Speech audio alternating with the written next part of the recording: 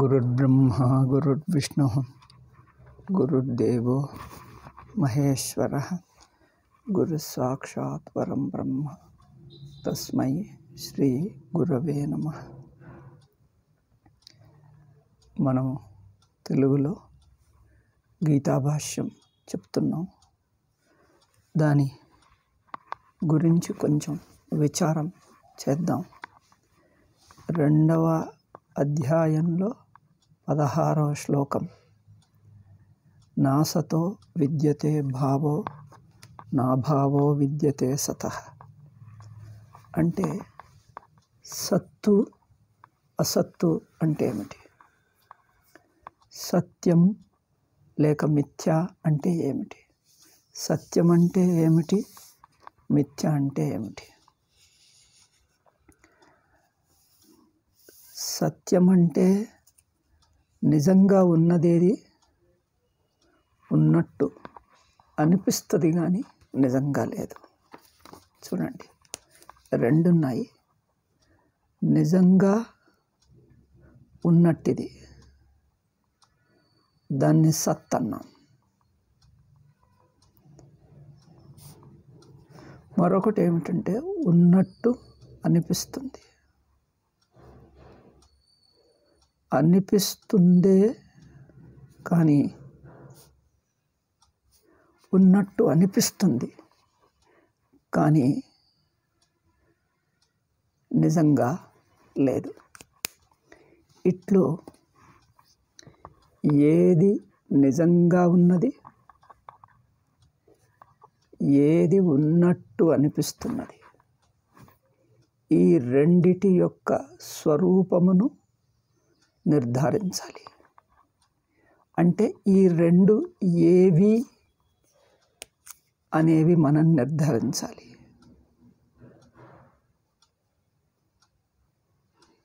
అవునా?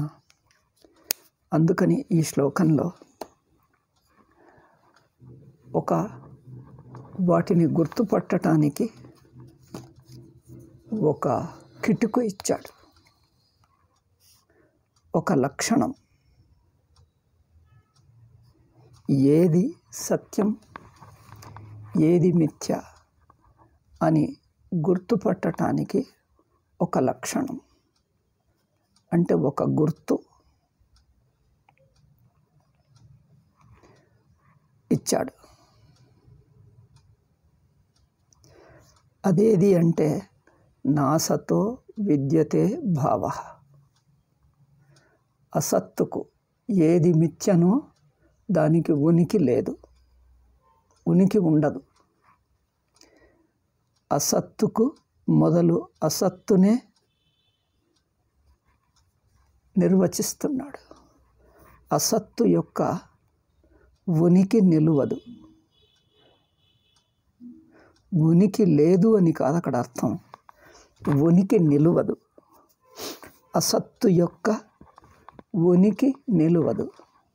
సత్తు ಅಂದರೆ నిజంగా ఉన్నట్టి సత్యం, దాని ఉనికి కోల్పోదు.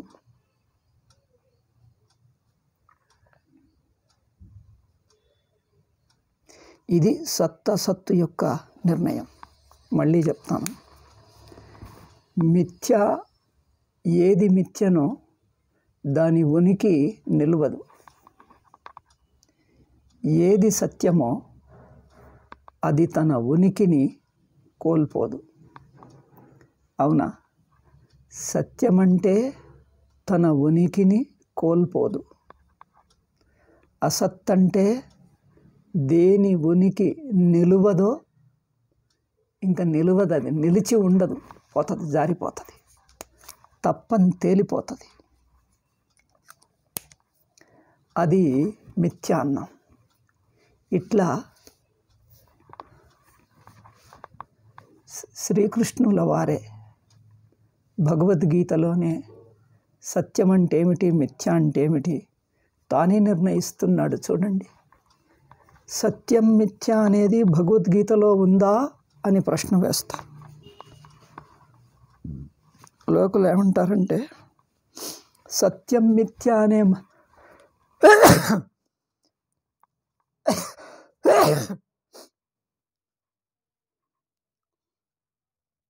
సత్యం మిథ్య.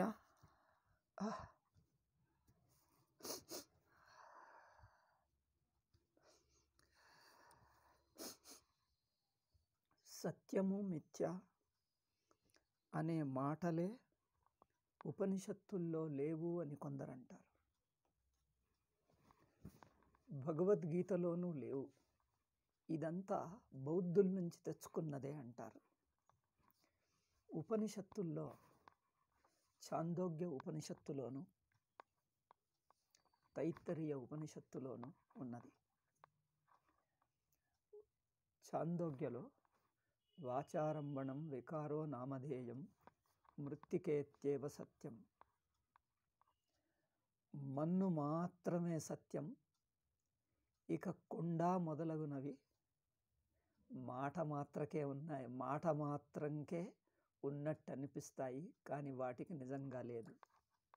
ఇక్కడ మన్ను మాత్రమే సత్యం, ఇతరం కాదు అంటే సత్యం అనే మాట ప్రయోగించి ఇతరము కాదు అంటే ఇంకా అసత్యం అనే మాట ప్రయోగించకున్నా అర్థం అక్కడ వచ్చేసింది. ఛాందోగ్యలో సత్యం అసత్యం వచ్చేసింది. తైత్తరీయ లోపల కూడా సత్యం చానృతంచ తత్సత్యమభవత్, వ్యావహారిక సత్యం వ్యావహారిక మిథ్య, ఈ రెండూ కూడా పారమార్థిక సత్యమే సృష్టిస్తున్నది అని సత్యం చానృతంచ తత్సత్యమభవత్ అని తైత్తరీయ వ్యావహారిక సత్యం పారమార్థిక సత్యం అని తేడా చెప్పి, పారమార్థిక సత్యమే వ్యావహారికంగా ఉన్నట్లు అనిపిస్తున్న సత్యం, ఇంకా అనృతం అంటే మిథ్య, ఈ రెండూ కూడా ఈ పారమార్థిక సత్యం నుంచే వచ్చింది అని తైత్తరీయ అంటున్నది. కనుక ఉపనిషత్తుల్లో సత్యము మిథ్య అనే మాటలు లేవు అనలేము. ఇక్కడ భగవద్గీతలో కూడా సత్యము మిథ్య మాటలు లేవు అనకండి, ఇగో ఇక్కడే ఉంది. అసత్ సత్, అసత్ అంటే సత్యం కానిది, సత్ అంటే సత్యము. సత్యము అసత్యము రెండు మాటలు ఉన్నాయిగా, సత్తు అసత్తు అంటూనే ఉంది. కనుక భగవద్గీతలోను ఉపనిషత్తులోను సత్యం మిథ్య అనే మాటలు ఉండనే ఉన్నాయి. అవి ఏదో శంకరులు కల్పించారని, లేకపోతే బౌద్ధుల నుంచి అరువు తెచ్చుకున్నారని ఇట్లా అనటం సరికాదు, వాస్తవానికి విరుద్ధం. ఏవైతే ఉన్నట్లు తోస్తాయి కానీ నిజంగా ఉండవు, అసతః అంటే అవిద్యమానస్య భాష్యంలో అంటున్నారు. చదివి దాని అర్థం చెప్తున్నాను. శీతోష్ణాదేహే, ఏవి అంటే ఇప్పుడు మనం చర్చిస్తున్న విషయం ఏమిటి? మన ఇంద్రియాలు, ఇంద్రియాల యొక్క అనుభవాలు. అంటే మనకు ఇంద్రియాల చేత కలుగుతున్న సుఖం దుఃఖం, రూపాలు రంగులు, చల్లని వేడి మొదలగు అనుభవాలు కలుగుతున్నాయే, ఈ అనుభవాలు ఎంతవరకు ఉన్నాయి? నిజంగా ఉన్నాయా? నిజంగా ఉన్నాయా? ఉంటే ఎంతవరకు ఉన్నాయి, ఎట్లా ఉన్నాయి అని పరీక్షిస్తే ప్రమాణై నిరూప్యమాణం. ఉన్నాయా లేక ఉన్నట్లు అనిపిస్తున్నాయా? ఉన్నట్లు అనిపిస్తున్నాయే కానీ నిజంగా లేవా అని ప్రమాణై నిరూప్యమానం, ప్రమాణాలతో పరీక్షిస్తే, ప్రమాణాలతో అంటే ప్రత్యక్షంగా అనుమానంతో, ప్రత్యక్షంగాను అనుమానంతోను అవునా? ప్రమాణాలతో నిరూపించటం అంటే పరీక్షించటం సంస్కృతంలో. పరీక్షిస్తే ఏమని తేలుతుంది? సకారణం అంటాడు. నిరూప్యమాణం వస్తు సద్భవతి. వాటి కారణంతో పాటు, అంటే శీతోష్ణాదుల యొక్క కారణం ఏమిటి? శీతోష్ణాదులకు కారణాలు ఏమిటి అంటే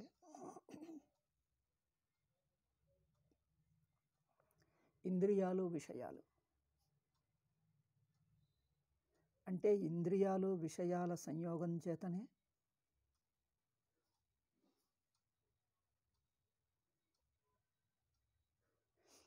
ఇంద్రియాలు, విషయాల సంయోగం వల్ల రూపాలు కనిపిస్తున్నాయి. చలి, చల్లగా, వేడిగా అనేటువంటి అనుభవాలు కలుగుతున్నాయి. ఈ అనుభవాల కారణమేమిటి అంటే ఇంద్రియాలు, అటు విషయాలు. ఇతనేమంటున్నాడంటే కారణాలతో పాటు మనకు అనిపిస్తున్న అనుభవాలు నిజంగా లేవు అంటాడు. సత్యాలు కావు అంటున్నాడు. సత్యాలు కావని తేలుతుంది అంటాడు. ఎందుకంటే అవి కేవలం కార్యాలు. ఇవి ఈ అనుభవాలు అంటే ఏమిటి? రూపాలు, ఇంద్రియాల ద్వారా కలుగుతున్న మనకు అనుభవాలు అంటే సెన్సేషన్స్. సెన్సేషన్స్ అంటే సంవేదనలు, అనుభవాలు అనేవి వాటి కారణాలైన ఇంద్రియాలు, విషయాలు ఇవి కూడా కారణాలతో పాటు అవి వికారాలు అంటున్నాడు. వికారాలు అంటే వికారం అంటే ఏమిటి? సంస్కారం, వికారం. సంస్కారం కానీ వికారం కానీ ఒక వస్తువులో జరిగిన మార్పును సంస్కారం లేక వికారం అన్నాం. ఒక వస్తువులో కనిపిస్తున్న మార్పు, ఆ మార్పు మనకిష్టమైతే సంస్కారం అన్నాం. మనకిష్టం లేకుండా అది చెడిపోతే చెడు మార్పు అయితే వికారం అన్నాం, మంచి మార్పు అయితే సంస్కారం అన్నాం. కానీ వికారం అనే మాటను మరో అర్థంలో కూడా వాడతారు. మంచి మార్పు, చెడు మార్పు రెండింటినీ కలుపుకొని వాడేస్తారు. వికారం అంటే మార్పు.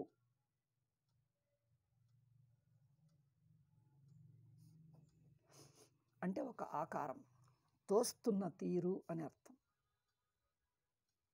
మార్పు అంటే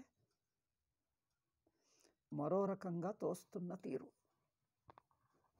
ఇవి సుఖదుఖాది అనుభవాలు, శీతోష్ణాదులు అంటే చలి, వేడి, రూపాలు, రంగులు, ఆకారాలు, మనకు కలుగుతున్న సుఖదుఖాది అనుభవాలన్నీ కూడా వికారాలే.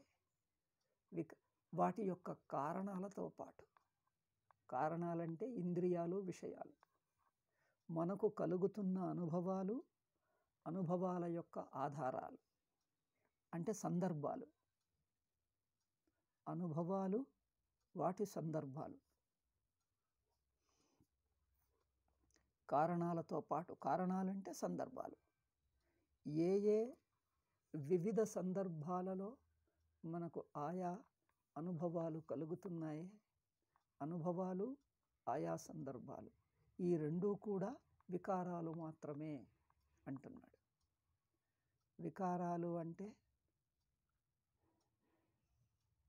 వికారాలంటే ఊరికే కొద్దిసేపు ఒక ఎత్తిన రూపం, ధరించిన రూపం.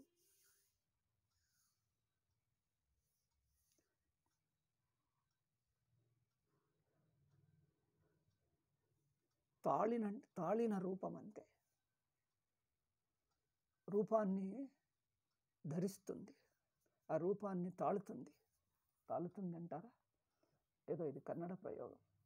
తాళుతుంది. తెలుగు మాట దొరకటం లేదు, అలవాటు లేక మర్చిపోతున్నాను. తాళుతున్న రూపం, తాలిన రూపం, పర్వాలేదులే అనొచ్చు. అయితే వికారం అంటే ఇప్పుడు నీరు ఒక రూపం ధరిస్తుంది, ఆ రూపం తాళి కనిపిస్తుంది. ఏ వస్తువైనా, మన్ను ఒక ఆకారం తాళి తోరుతుంది, తాళి కనిపిస్తుంది. ఏ వస్తువైనా ఆయా వివిధ రూపాలను తాళి తోరుతుంది.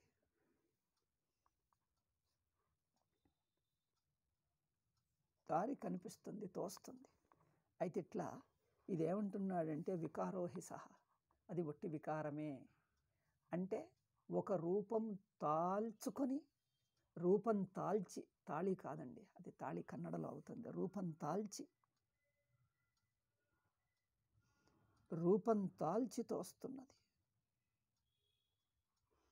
అవునా? ఒకానొక రూపం తాల్చి తోస్తున్నది అంటే అది తాల్చిన రూపమే కానీ ఉన్నట్టి వస్తువు కాదది అని అర్థం. వికారోహి సహ, ఎందుకంటే వికారశ్చ వ్యభిచరతి, తాల్చి ఆ రూపమును తాల్చి తోస్తున్న రూపం నిలువదు అక్కడ. వ్యభిచరతి అంటే అక్కడ నిలువదు,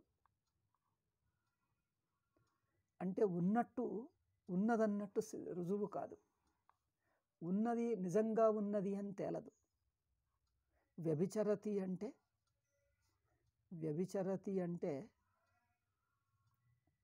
సంస్కృతంలో అది వ్యభిచరతి వేదాంతిక పారిభాషిక పదం. అది నిజంగా ఉన్నట్టు తేలదు, ఉన్నదిగా తేలదు, నిలవలేదు అని అర్థం. విచారించి చూస్తే నిజంగా ఉన్నదిగా రుజువు కాదు, ఉన్నదిగా తేలదు. అవునా?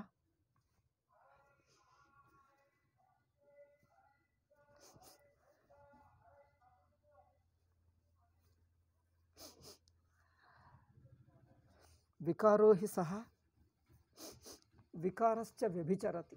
బా ఓకే, వికారశ్చ వ్యభిచరతి అంటే దీనికి ఒకటి ఉదాహరణ చెప్తాడు. యథా ఘటాది సంస్థానం ఉదాహరణ చెప్తున్నాడు. ఒక కుండ మొదలగునటువంటి ఆకారం, సంస్థానం అంటే ఆకారం. కుండ మొదలగు ఆకారాలు అంటే మట్టి కుండ రెండు తీసుకుందాం. కుండ మొదలగు ఆకారాలు అంటే తోస్తున్న రూపం అని. ఆకారం అంటే తాల్చి తోస్తున్న రూపం. తోస్తున్న రూపం చక్షుషా నిరూప్యమానం. కంటితో ఇంకా కొంచెం బాగా పరిశీలిస్తే, చక్షుషా నిరూప్యమానం అంటే కంటితో ఇంకా కొంచెం లోతుగా పరీక్షిస్తే కనిపిస్తున్న కుండ ఆకారం మన్నే కదా. మృదు వ్యతిరేకేణ అనుపలబ్ధే. కుండ అనేది అక్కడ ఉన్నదా, ఏమిటది అని ఇంకా కొంచెం లోతుగా పరీక్షిస్తే అయ్యో అది మట్టే అని తేలిపోతుంది. అంటే ఆకార దృష్టిని చూడకుండా, అంచును చూడకుండా, ఆకార దృష్టి అంటే ఆకారం ఎక్కడుంటుందయ్యా, అంచు, అంచును చూడకుండా దాని మూలద్రవ్యం చూడండి. మూలం, అంచు కాకుండా దాని మూలద్రవ్యం చూడండి. మూల వస్తువు, మూల వస్తువేమిటి అంటే, మూల వస్తువేమిటి ఊరికే తాత్కాలికంగా ఒక సందర్భంలో అనిపిస్తున్న తీరు, సందర్భంలో అనిపిస్తున్న తీరు కాకుండా తానుగా ఎల్లప్పుడూ ఉంటున్న వాస్తవికత చూస్తే అనుపలబ్ధేహే అసత్. అది కుండగా కనిపిస్తున్నది మట్టి కంటే వేరుగా లేదు గనక కుండ అనేది అసత్తు అన్నాడు, అంటే నిజంగా లేనిది అన్నాడు.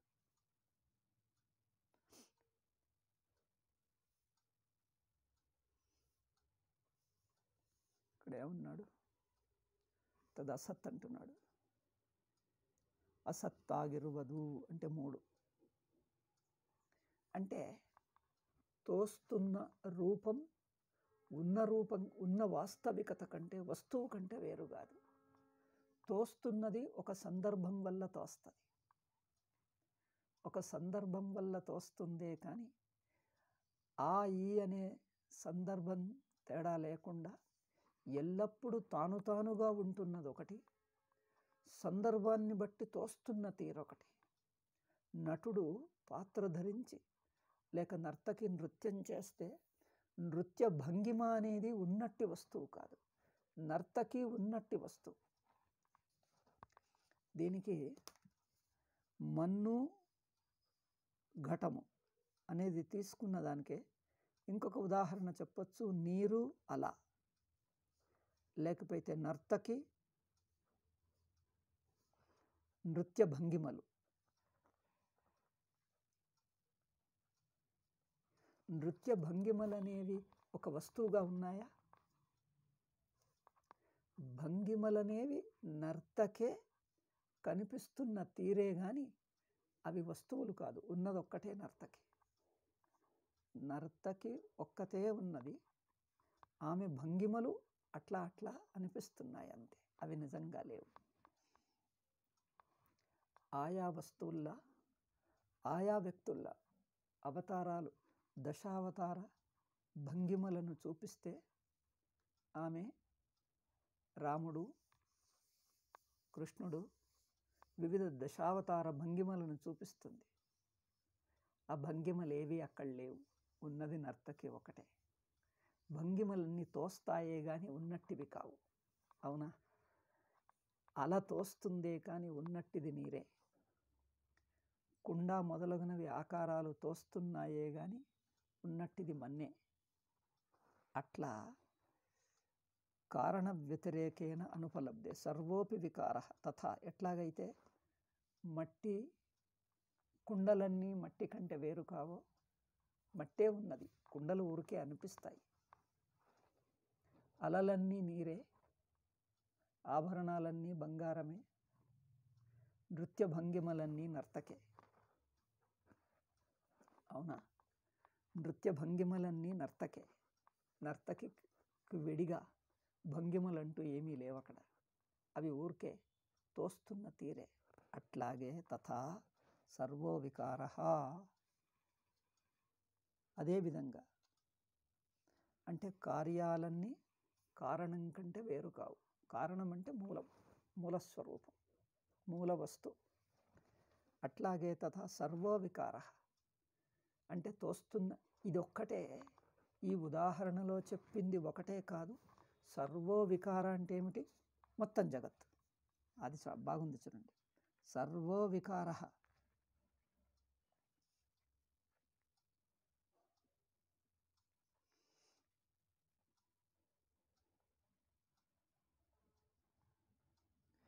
అన్ని వికారాలు కూడా అంటే ఏమిటి? మొత్తం జగత్ అని అర్థం, మొత్తం బ్రహ్మాండం. మన దేహము, ఇంద్రియాలు, మనస్సు, కనిపిస్తున్న ప్రపంచం, అనుభూతమవుతున్న ప్రపంచం, మొత్తం బ్రహ్మాండం, పంచభూతాలు, సూర్యుడు, చంద్రుడు, నక్షత్రం, మొత్తం అవస్థ. సర్వో వికార కారణ వ్యతిరేకేనా. ఈ కనిపిస్తున్న మొత్తం ప్రపంచమంతా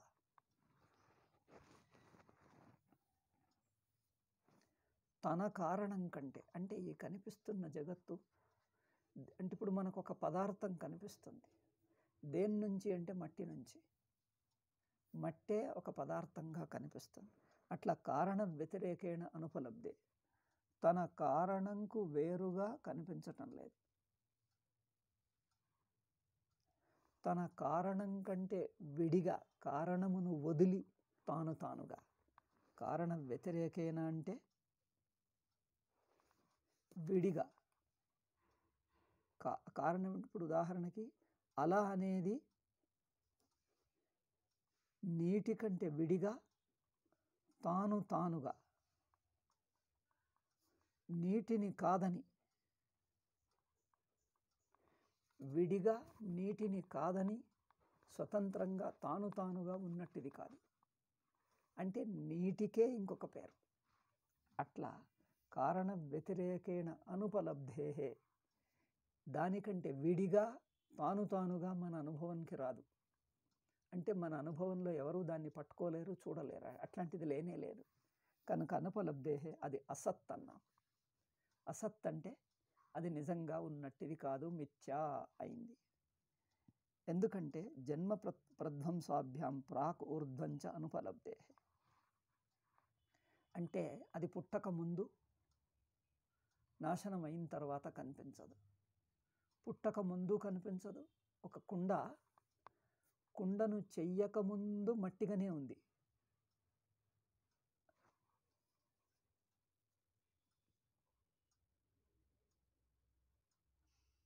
కుండ చెయ్యకముందు మట్టిగానే ఉంది. మళ్ళీ పగలగొట్టేస్తే మట్టి అయింది. అలా ఏర్పడకముందు నీరే, మళ్ళీ అలా మునిగిపోయిన తర్వాత, చెదరిపోయిన తర్వాత నీరే. అంటే ప్రాక్ ప్రధ్వంసాభ్యాం జన్మ ప్రధ్వంసాభ్యాం ప్రాక్ ఊర్ధ్వంచ. అంటే అది ఏర్పడక ముందు, చెదరిపోయిన తర్వాత. ఏర్పడక ముందు, చెదరిపోయిన తర్వాత. అవి అనుపలబ్ధేహే, అది కనిపించదు గనక లేనే లేదని అర్థం. పోనీ కనిపిస్తున్నప్పుడు కొద్దిసేపన్నా ఉన్నది కదా అంటే, ఆ కొద్దిసేపు కూడా అనిపిస్తున్నదే కానీ ఉన్నట్టిది కాదు. ఎందుకంటే ఏది ఉంటుందో ఎప్పుడూ ఉండాలి.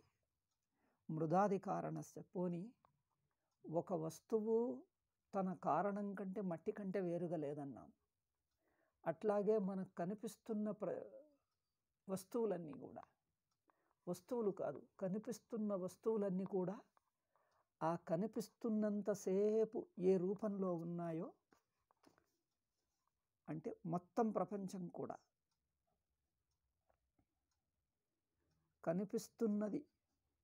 కనిపిస్తున్నంతసేపు ఏ రూపంలో ఉన్నాయో, ఆ రూపం చెదరినప్పుడు ఏమైపోతుంది? చెదరినప్పుడు ఏమవుతుంది? తన యొక్క మూల స్వరూపాన్ని, మూల వస్తువు మారిపోతుంది. అవునా? చెదరినప్పుడు మూల వస్తువుగా మారిపోతుంది. అంటే మారిపోతుంది అంటే మూల వస్తువుగా మొదటి నుంచి ఉన్నది, కొత్తగా మారనక్కర్లే. అంటే మూల వస్తువుగా మిగిలిపోతుంది అని అర్థం. కొత్తగా మిగలనక్కర్లే. అంటే రూపం చెదిరిపోతే అయ్యో ఇది మూల వస్తువే అని గుర్తుపడతాం. మూల వస్తువుగా మారనక్కర్లే. మూల వస్తువుగా మారదు. ఎందుకంటే తాను మొదటి నుంచి మూల వస్తువుగానే ఉంది. మూల వస్తువుగా ఉండిపోతుంది, ఉంటూ వస్తుంది. మూల వస్తువుగా ఉన్నట్టిది ఎప్పుడూ ఉన్నదే. మూల వస్తువుగానే ఉన్నది అని మనకు తేలుతుంది, కొత్తగా ఏం మారదు. మూల వస్తువుగానే ఉంటూ వచ్చింది అని తేలిపోతుంది.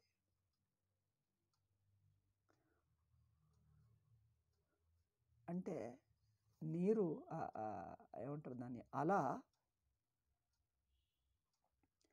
నీరే అని తేలిపోతుంది, నీరుగానే ఉంటూ ఉన్నది అని తేలిపోతుంది.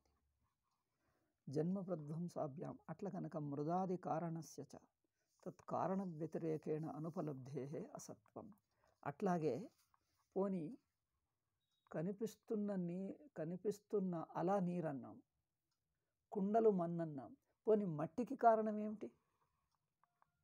మట్టికి కారణం ఏమిటి అని దాని లోతును పరిశీలిస్తే సన్నవి పరమాణువులు అవుతాయి. అవునా? దాన్ని ఇంకా చెదరగొట్టి చూస్తే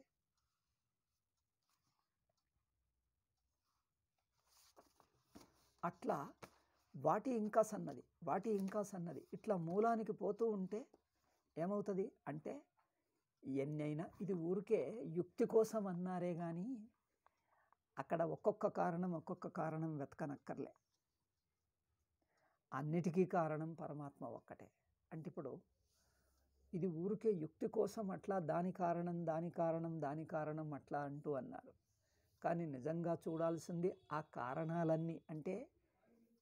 అంటే ఒక వస్తువు ఏర్పడక ముందు ఎట్లా ఉండే, పోనీ ఏర్పడక ముందు ఎట్లా ఉందో అది అట్లాగే స్థిరంగా ఉందా అంటే దానికంటే ముందు ఇంకొకటి ఉంది, ఇంకొకటి ముందు, ఇట్లా ఎంతైనా పో, మధ్యలో ఎన్నైనా ఆకారాలు రాని, మధ్యలో ఎన్నైనా ఆకారాలు రాని, అవన్నీ మూలంగా ఏ వస్తువుగా నిలిచిపోతున్నాయి, అది చూడాలి.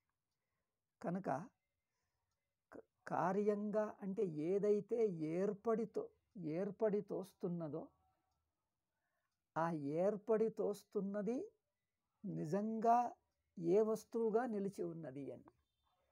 ఏర్పడేదంతా కల్పితమే, అవునా? ఏర్పడేదంతా వికారమే.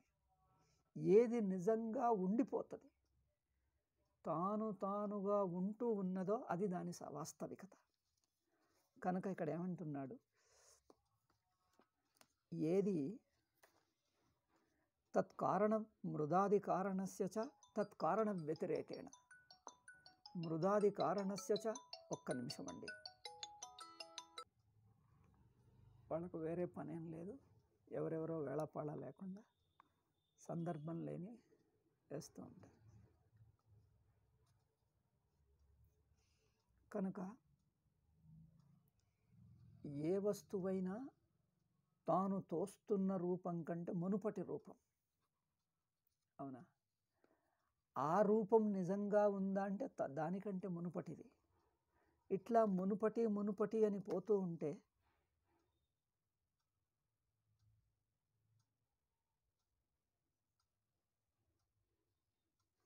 దానికంటే మునుపటి రూపం.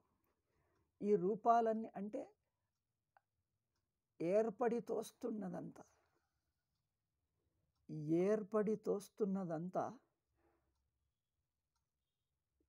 తన యొక్క నిజంగా ఉన్నట్టి రూపంలో నిలిచిపోతుంది. ఇక అది ఇంకా మారదు. అట్లా పోతూ తనకంటే మునుపటి అని పోయి ఇంకా మునుపటి అని పోయి ఒక స్థితికి వచ్చాక ఇక ఇదే చివరా, ఇంకా దానికంటే మునుపటి రూపం లేదు. ఇట్లు ఇంకా అది మారదు. అది అట్లాగే ఏదైతే మారుతుందో అది నిజంగా లేదు. కొంతసేపు తోచిన రూపం కోల్పోతుంది. ఏదైతే ఇంకా కోల్పోదో అది ఉండిపోతుంది. ఏది కోల్పోదో రూపమును అది ఉండిపోతుంది. అంటే అదే నిజంగా ఉన్నట్టిది అని అర్థం, అవునా? అయితే ఇక్కడ పూర్వపక్షి ఆక్షేపణ చేస్తాడు, చెప్పుదామా? చాలా ఆయాసంగా ఉంది. తదసత్వే సర్వాభావ ప్రసంగ ఇది చేత్, పోని కనిపిస్తున్న రూపం తనకు పూర్వరూపంలో చెదరిపోతుంది. తన పూర్వరూపంలో చెదరిపోతుంది అంటే తన మూలంలో చెదరిపోతుంది, ఇనికిపోతుంది. చెదరిపోతుంది లేక ఇనికిపోతుంది, అంతే కదా. ఇప్పుడు అలా నీటిలో ఇనికిపోతుందంటే మనమే వేరుగా ఉందనుకున్నాం, అది ఎప్పుడు నీరుగానే ఉంది. అట్లా పరిశీలిస్తే ఏది తన యొక్క మూలస్వరూపంలో ఇనికిపోతుందో, మూలస్వరూపంలో ఇమిడిపోతుంది. ఇనికిపోతుంది అనే కంటే ఇమిడిపోతుందనండి, తన మూలస్వరూపంలో ఇమిడిపోతుంది. అట్లా పోతూ చివరికి ఏది నిలిచిపోతుందో అదే సత్యం అన్నాడు. అయితే ఇక్కడ తదసత్వే సర్వాభావ ప్రసంగ. ఇతను అంటాడు ఆ మూలం కూడా లేకపోతే అది కూడా మారిపోతుంది, అన్నీ మారిపోతూ ఉంటే ఇంకా ఏది మిగలదు కదా సత్యం అనేదే అంటాడు. అది కూడా లేకపోతే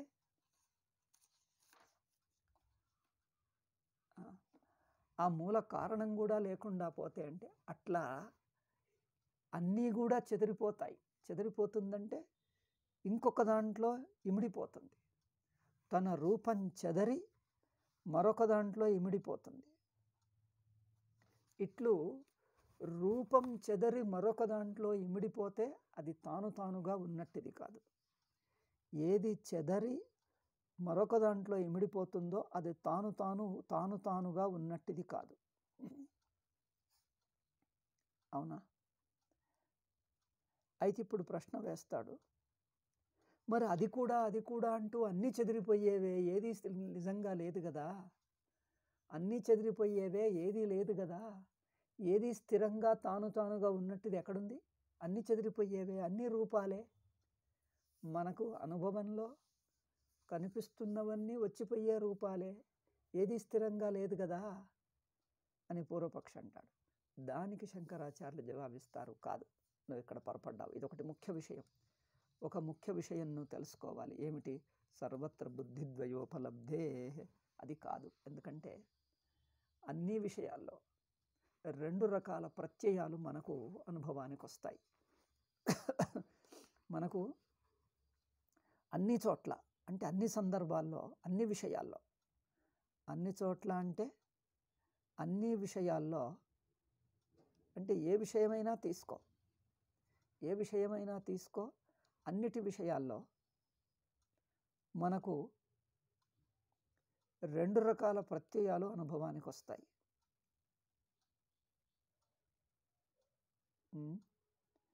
రెండు రకాల ప్రత్యయాలు అనుభవానికి వస్తాయి. అవి ఏవి అంటే చూడండి, ఒకటి సద్బుద్ధి, ఇంకొకటి అసద్బుద్ధి. సద్బుద్ధి అంటే ఉన్నది అనే ప్రత్యయం, ఉన్నది అనే ప్రత్యయం. ఒకటి ఉన్నది అనే ప్రత్యయం, ఇంకొకటి ఏమిటి?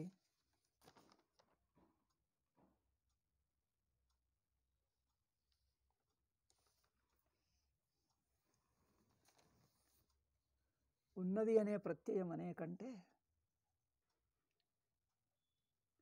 ఉన్నది అనేది నిలిచే ప్రత్యయం అనండి. ఉన్నది అనేది సత్యమని తేలే ప్రత్యయం. ఉన్నది అనేది నిలుస్తుంది, నిలిచే ప్రత్యయం. ఇక ఇంకొకటి ఏమిటంటే ఉన్నది అనే ప్రత్యయం నిలవకుండా చెదిరిపోయే ప్రత్యయం. ఉన్నది అనేది చెదరిపోతుంది, నిలవదు, తప్పైపోతుంది. చెదరిపోతుంది, తప్పైపోతుంది. అంటే మనకు రెండు ప్రత్యయాలు ఉన్నాయి, సద్బుద్ధి, అసద్బుద్ధి. అది సద్బుద్ధి అంటే ఏమిటి? అసద్బుద్ధి అంటే ప్రత్యయం, మనస్సుకు కలిగే వృత్తి. బుద్ధి అంటే ప్రత్యయం అని అర్థం. ప్రత్యయం అంటే మనకు కలిగేటువంటి ఒక వృత్తి. మనకు కలిగే వృత్తిని బట్టి, ఆ వృత్తి ఏ రకమైన వృత్తి కలుగుతుందో దాన్ని బట్టి అది ఏమిటి అనేది తేలుతుంది. యద్ విషయా బుద్ధి నవ్యభిచరతి. దేని గురించిన ఉన్నదనే బుద్ధి, ఉన్నదనే ప్రత్యయం నిలుస్తుందో అంటే తప్పని, దేని గురించిన తప్పయం ఉన్నది అనే ప్రత్యయం ఎల్లప్పుడూ సత్యమని తేల్తదో, దేని గురించిన ప్రత్యయం ఎల్లప్పుడూ సత్యమని తేల్తదో అది సత్. అవునా? దేని గురించిన ప్రత్యయం ఎప్పుడు చూసినా, ఎప్పుడు పరిశీలించినా అది ఉన్నదనే తేల్తుంది. ఇక అసద్బుద్ధి అంటే యద్ విషయా వ్యభిచరతి. దేని గురించిన ఉన్నదనే బుద్ధి, అది ఉన్నది అనే బుద్ధి తప్పని తేలిపోతుంది, తప్పైపోతుంది. దేని గురించిన ఉన్నదన్న బుద్ధి సత్యమని తేల్తదో అది సత్యం. దేని గురించిన ఉన్నదనే బుద్ధి తప్పని తేలిపోతుందో అది మిథ్య. అట్లా ఈ రకంగా తదసత్ ఇది సదసద్ విభాగే. సత్తు అసత్ అనేవి బుద్ధితంత్రే స్థితే. అంటే మనకు కలుగుతున్న బుద్ధి ఏ రకంగా ఉన్నదో దాన్ని బట్టి తేల్తుంది. అంటే సత్తే, ఏది సత్తు ఏది అసత్ అనేటువంటి విభజన, ఇది సత్తు ఇది అసత్ అనేటువంటి విభాగము మనకు కలుగుతున్న బుద్ధిని బట్టి ఈ విభాగం కలుగుతుంది. మనకు కలుగుతున్న బుద్ధిని బట్టి, కలుగుతున్న ప్రత్యయాన్ని బట్టి ఈ విభాగం కలుగుతున్నది. ఈ విభాగం ఏర్పరచుకోవచ్చు, ఈ విభాగం తెలుస్తున్నది. ఏ విభాగం? సత్యమా అసత్యమా, సత్తా అసత్తా అని తెలుస్తున్నది. సర్వత్ర ద్వే, ఇక సర్వత్ర ద్వేర్బుద్ధి ఉపలభ్యతే. ఇది కొంచెం లోతైన విచారం. ఇంకెందుకు, ఈరోజు చాలు, 40 నిమిషాలు అయింది. లోతైన విచారం చాలా మంచిది. ఇది మనం తర్వాత పాఠంలో చూద్దాం. ఈ రోజుకు చాలు. నిజానికి 1 గంట చెప్పాల్సింది, కానీ ఎందుకో ఓపిక లేదు. ఓం శాంతి శాంతి శాంతి. హరి ఓం శ్రీ గురుభ్యో నమః. హరి ఓం తత్సత్.